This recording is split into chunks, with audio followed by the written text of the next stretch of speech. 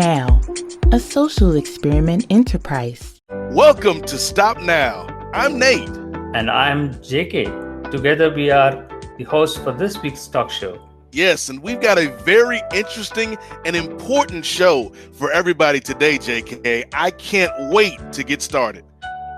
Oh, Nate, everything we talk about is interesting and important, isn't it? You're right, but this week our issues are particularly pertinent to something that's affecting the entire world.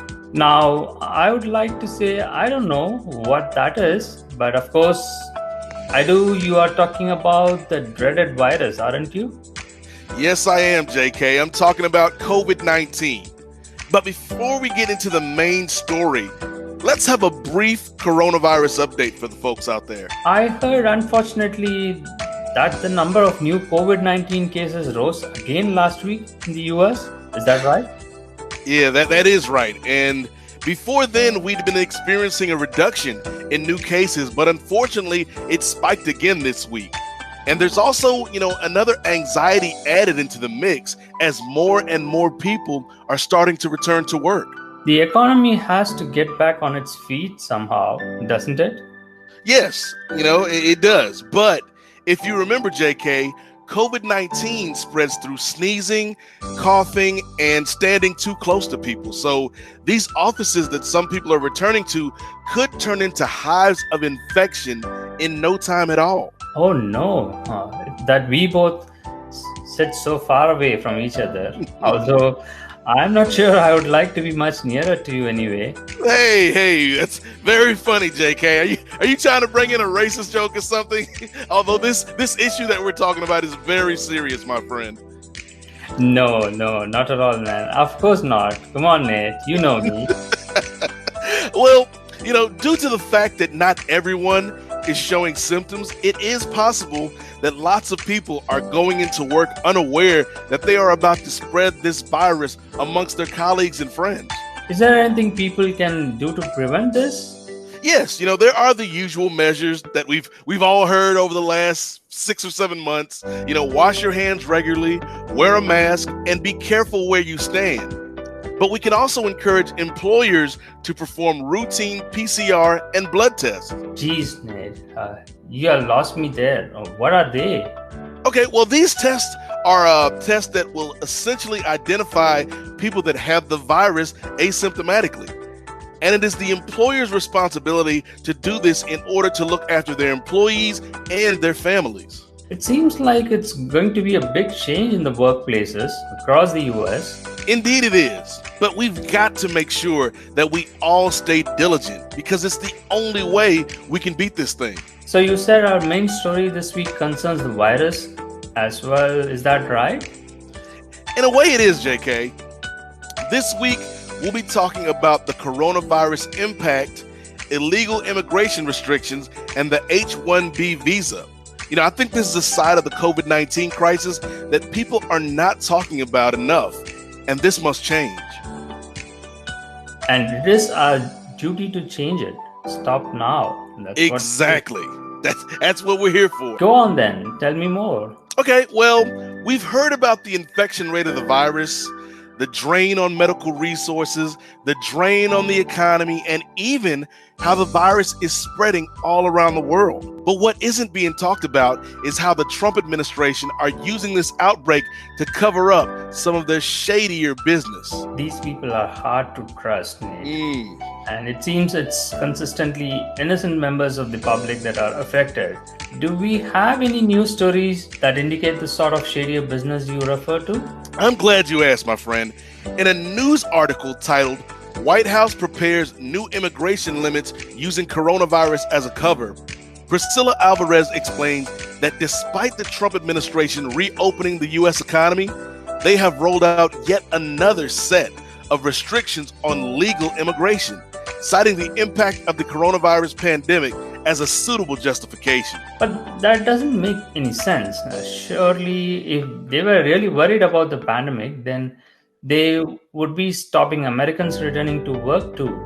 You are absolutely right. They would. And this is another classic example of hypocrisy that's typified President Trump's time in office thus far. It's also blatant prejudice, I would say. These visas target one group and one group only, immigrants. And am I right in thinking that is a whole load of visas that are under consideration for suspension?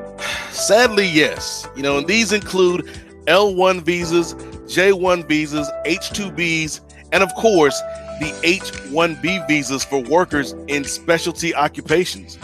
It is this last visa that we are mostly concerned about, although the ramifications of the suspension of any of these could be hugely damaging to our country.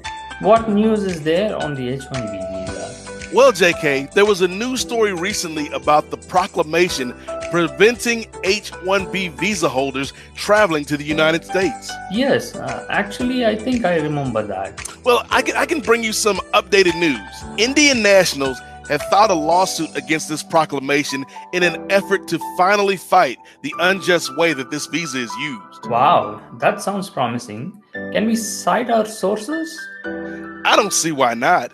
In an article titled, Indian Nationals File Lawsuit Against H-1B H-4 Travel Ban by Trump Administration, Priyanka Sanghani writes that the complaint has been filed by immigration law firm Wasden Banai on behalf of 174 Indian nationals.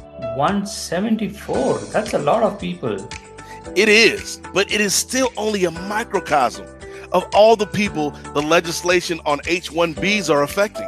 How do you know all of this? Because, JK, all this information is out there for the people that care enough to find out.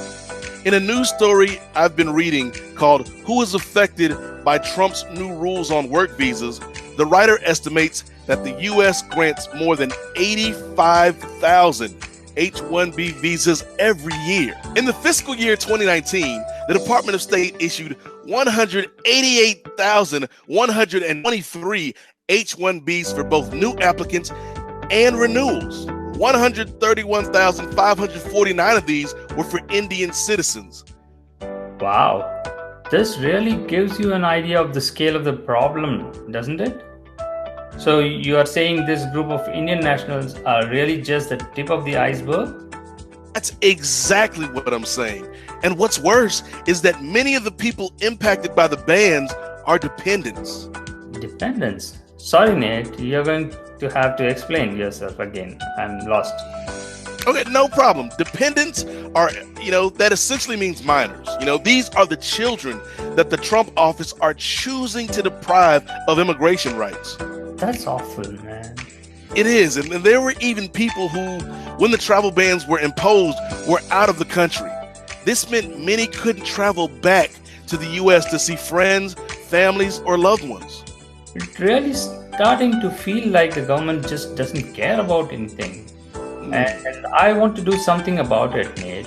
Remind me and the listeners exactly what Stop Now are aiming to do and how everyone around the world can help. Of course, it is paramount that we get as many people involved as possible.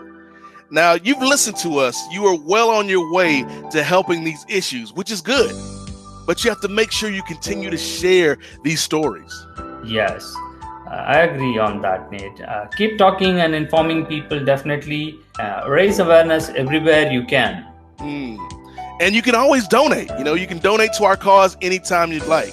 This will really aid us in you'll be helping lots of people escape from these unfair and immoral conditions. You can visit our website to learn more information and find out how you can help.